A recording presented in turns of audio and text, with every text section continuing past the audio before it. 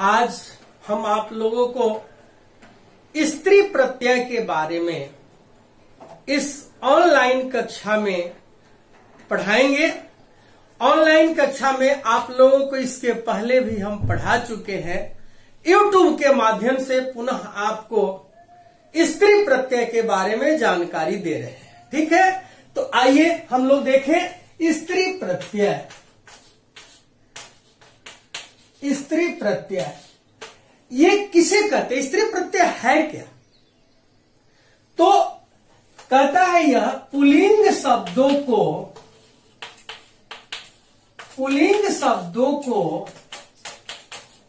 स्त्रीलिंग बनाने के लिए जिस प्रत्यय का प्रयोग किया जाता है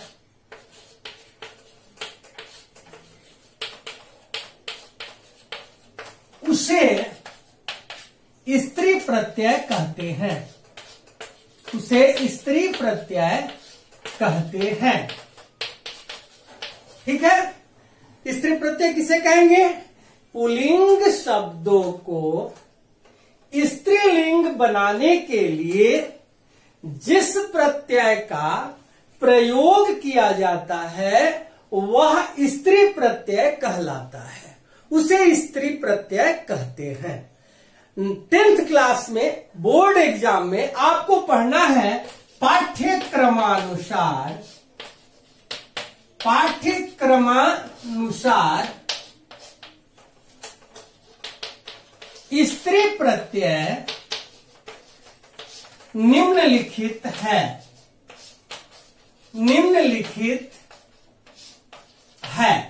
पहला है ताप और दूसरा है इंगित।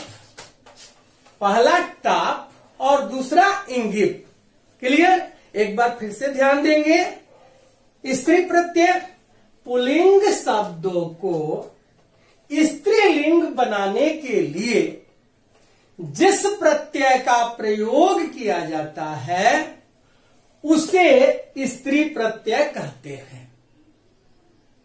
पुल्लिंग शब्दों को स्त्रीलिंग बनाने के लिए जिस प्रत्यय का प्रयोग किया जाता है उसे स्त्री प्रत्यय कहते हैं। पाठ्यक्रमानुसार स्त्री प्रत्यय निम्नलिखित है। पहला ताप, दूसरा इंगित। पहला है ताप प्रत्यय और दूसरा इंगित प्रत्यय। तो आइए अब हम लोग एक एक बारी बारी से देखें कि ताप प्रत्यय क्या है। ताप प्रत्यय का जब प्रयोग करेंगे तो कोई पुल्लिंग शब्द कैसे स्त्रीलिंग बन जाता है। इंगित प्रत्यय का प्रयोग करते हैं तो कोई शब्द पुल्लिंग शब्द कैसे स्त्रीलिंग बन जाता है, इसके बारे में जानकारी लें।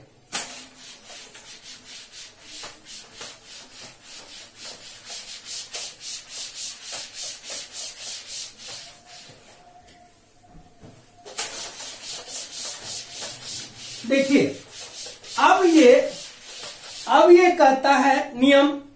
पहला प्रत्यय जो हम पढ़ेंगे वो है ताप। ठीक है, ताप। ताप को तोड़ते हैं तो ट जोड़ आ जोड़ प। ट जोड़ आ जोड़ प, ताप हो गया। तो अब कहता है नियम कि यह ट और प का लोप हो जाता है। ट और प का लोप हो जाता है और आ शेष बच जाता है, जो किसी भी पुल्लिंग शब्द के साथ जुड़ता है तो स्त्रीलिंग बना देता है। ताप में ट और प का लोप हो जाता है और आ जब परिभाषा करेंगे ताप प्रत्यय का तो कहते हैं कि इस प्रत्यय में ट और प का लोप हो जाता है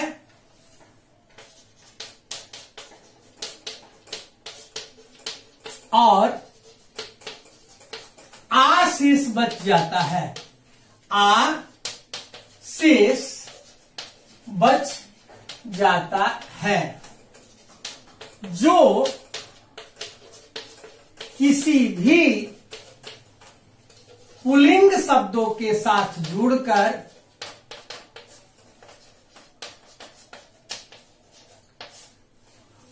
मिलकर स्त्रीलिंग बन जाता है, स्त्रीलिंग बन जाता है। क्या कहा यह प्रत्यय कि इस प्रत्यय में ट और प का लोप हो जाता है और आ शेष, यानी टाप का मतलब आपको समझना है आ, टाप का मतलब आ। तो अब देखिए कैसे बनता है। क्या कहा कि इस प्रत्यय में ट और प का लोप हो जाता है और आ शेष बच जाता है, जो किसी भी पुल्लिंग शब्दों के साथ जुड़कर या मिलकर स्त्रीलिंग बन जाता है। जैसे हम कहते हैं अज जोड़ टाप, अज जोड़ टाप, तो टाप में सिर्फ आ बचा, तो आ आकर इसके साथ मिला तो क्या बनेगा, अजा।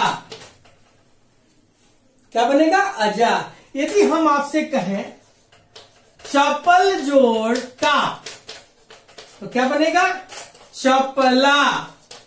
अब यदि हम डायरेक्ट आपसे प्रश्न करें कि भाई आप बताइए कि चंचला में कौन सा प्रत्यय है, तो आपका उत्तर होगा चंचल जोड़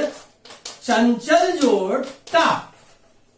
अब अगला प्रश्न आपसे हम करें कि प्रथमा में कौन सा प्रत्यय है, तो आपका उत्तर होगा प्रथम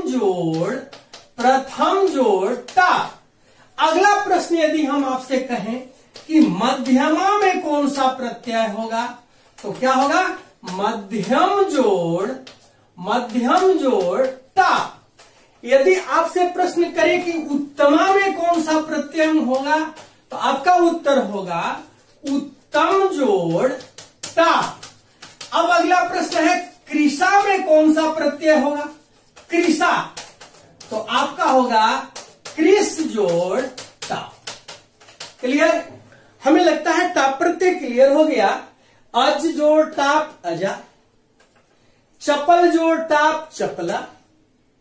तो आते हैं यहां चंचला, आ गया तो चंचल जोड़ टाप। प्रथमा आ गया तो प्रथम जोड़ टाप। मध्यमा मध्यम जोड़ टाप। उत्तमा उत्तम जोड़ टाप। कृषा कृष जोड़ टाप। तो अभी इसमें एक और है जो आप लोगों को अभी नोट करके बताएंगे, आप लोग देख लेंगे।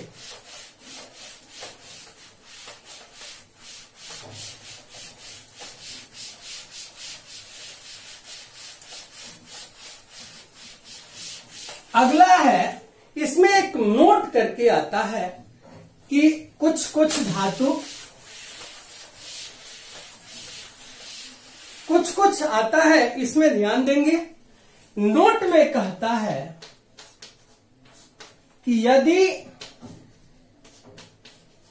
किसी शब्द का अंत अक से हो, यदि किसी शब्द का अंत अक से हो तो क से पहले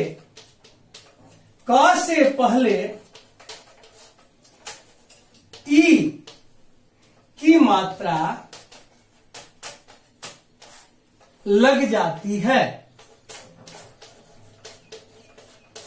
ई की मात्रा लग जाती है। कैसे?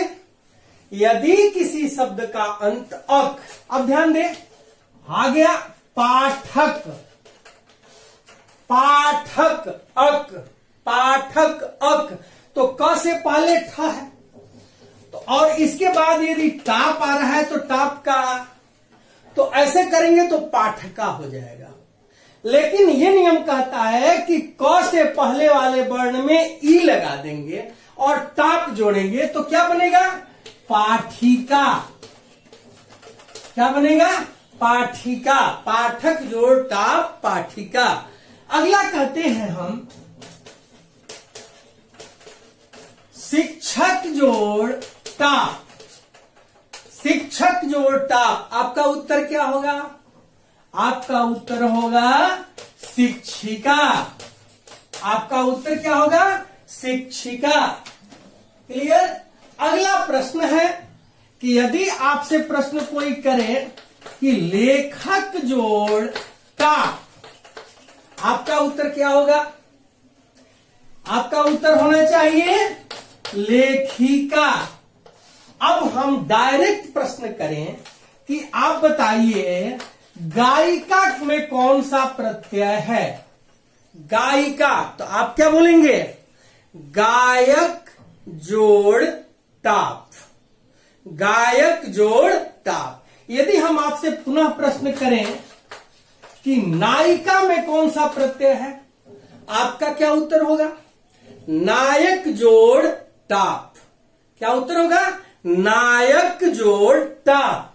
यदि हम आपसे प्रश्न करें कि नाटिका में कौन सा प्रत्यय है, तो आपका उत्तर क्या मिलेगा?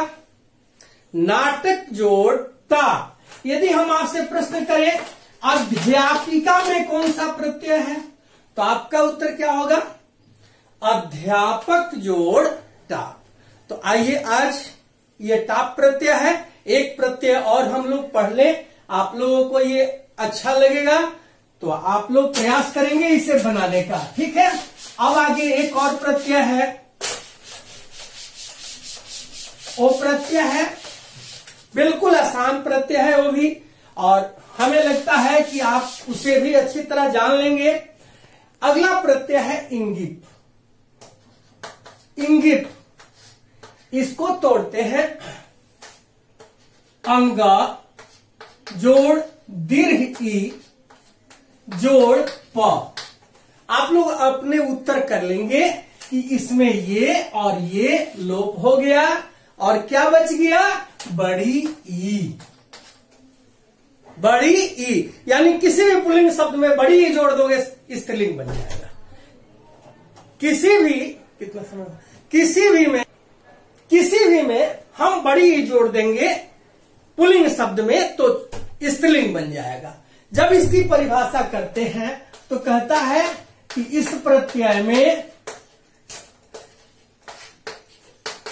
अंगा और प का लोप हो जाता है और बड़ी ई शेष बच जाता है। जो किसी भी पुल्लिंग शब्दों के साथ जुड़कर